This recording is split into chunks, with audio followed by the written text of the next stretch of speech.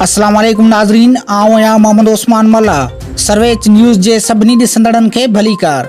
Bulletin में शामिल कंदासीं हिन वक्त जी हिकु अहम ख़बर।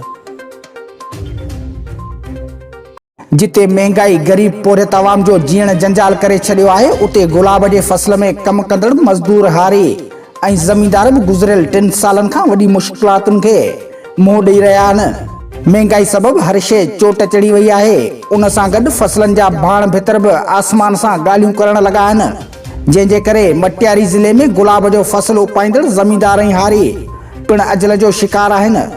मटियारी में गुलाब जो फसल वॾे तइदाद में थिए थो, जंहिंमें ॻोठ अब्दुल करीम भंभरो, ॻोठ महमूद ॾेथो ऐं ॻोठ छंडण मोरी में वॾे तइदाद में गुलाब जो फसल थिए थो, जेको सिंध जे वॾनि शहरनि कराची, हैदराबाद तोड़े नंढनि वॾनि शहरनि में सप्लाई कयो वञे थो। पर हिते जे आबादगारनि जो चवणु आहे त गुलाब ते जेको ख़र्च ऐं महिनत थिए थी, उन जो उन्हनि खे सुठो अजूरो नथो मिले। हारी जेको अधु राति जो निंडूं फिटाए गुलाब जी चूंडाई कराए थो ऐं मार्केटनि में सवेरे रसाए थो, उनखे बि उन जो सुठो फल नथो मिले, छाकाणि त गुज़िरियल 3 सालनि खां गुलाब जो रेट 30 खां 40 रुपया फ़ी किलो जे हिसाब सां हली रहियो आहे। उन मां हारी ऐं ज़मींदार छा खणंदा? हिकु तरफ़ भाण भितर जा ॻरा ख़र्च, गुॾूं भाण सफ़ायूं उन जे ई ख़र्च में पूरा थियो वञनि, जंहिं करे उन्हनि खे कुझु बि नथो बचे।